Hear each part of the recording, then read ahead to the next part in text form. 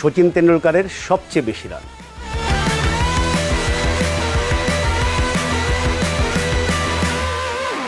এখানে মুতিয়া মুরলীধরনের সঙ্গে শচীন তেন্ডুলকারের একটা মিল আছে।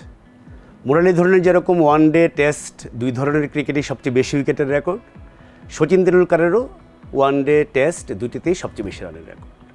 তো ওয়ানডের রেকর্ডটা কত? 18,426 রান। বলতে গেলেও একটু কি বলবো, একটু লাগে যে বাপরে বাপ, 18,426। এক সময় ওয়ানডেতে কেউ 10,000 রান করবে, এই জিনিসটা কিন্তু অকল্পনীয় ছিল।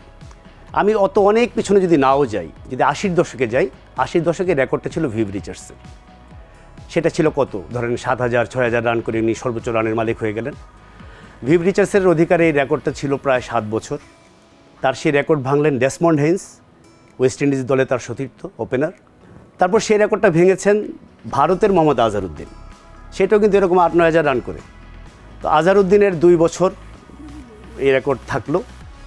তারপর 2000 সালে তেন্ডুলকার যে এই রেকর্ডটা আজহারউদ্দিনের কাছ থেকে কেড়ে নিলেন, তারপর থেকে তিনি এটাকে একদম ব্যক্তিগত সম্পত্তি বানিয়ে ফেলেছেন। 2000 আর 2025-এ বলছি, তেন্ডুলকার শেষ ওয়ানডে খেলেছেন 2012। তার মানে এই রেকর্ডটা করার পর তেন্ডুলকার আরও 12 বছর খেলে গেছেন, যেই কারণে রানটা বাড়তে বাড়তে বাড়তে বাড়তে এমন একটা জায়গায় গেছে যে এখন আসলে এটা ছোঁয়ার কথা শুধু কল্পনাই করা যায়। কিন্তু একটা সময় কিন্তু আমরা অনেক আলোচনা করেছি যে তেন্ডুলকারের রেকর্ড তো একজন ভেঙে দিতে পারে। তিনি কে? বিরাট কোহলি। বিরাট কোহলিকে নিয়ে আমরা মোটামুটি এই ধরনের প্রচুর স্পেকুলেশন হয়েছে যে তেন্ডুলকারের সবচেয়ে বেশি সেঞ্চুরি এবং সবচেয়ে বেশি রানের রেকর্ড তিনি ভেঙে দেবেন। সেঞ্চুরির রেকর্ড কিন্তু কোহলি ভেঙেছেন, কিন্তু রানের রেকর্ডটা আমার মনে হয় না আর ভাঙতে পারবেন। কারণ কোহলি এরই মধ্যে আপনারা জানেন টি-20 থেকে অবসর নিয়েছেন, টেস্ট থেকে অবসর নিয়েছেন। শুধু ওয়ানডেতেই তিনি অবসর নেননি, কিন্তু ওয়ানডে তিনি কতদিন খেলতে পারবেন এবং আর কত ম্যাচ সুযোগ পাবেন সেটা কিন্তু নিশ্চিত না। এবং সুযোগ পেলেও কত ম্যাচ পেতে হবে সেটা যদি আমরা হিসাব করতে যাই, কোহলি এখন ওয়ানডেতে সবচেয়ে বেশি রান যারা করেছেন সেই তালিকার 3 নম্বরে আছেন। কোহলির রান হচ্ছে 14,181। তার চেয়ে একটু বেশি, খুব বেশি আগে না। তেন্ডুলকার আর কোহলির মাঝখানে আছেন কুমার সাঙ্গাকারা 14,234 রান নিয়ে। তো 14,181 কোহলির রান আর তেন্ডুলকারের রান হচ্ছে 18,426। বুঝতেই পারছেন পার্থক্যটা কত। আমি যদি নির্দিষ্ট করে বলি, পার্থক্যটা হচ্ছে 4,245 রানের। এখন আপনি হিসাব করেন যে কোহলির অ্যাভারেজ দিয়ে কত ম্যাচ খেলতে হবে।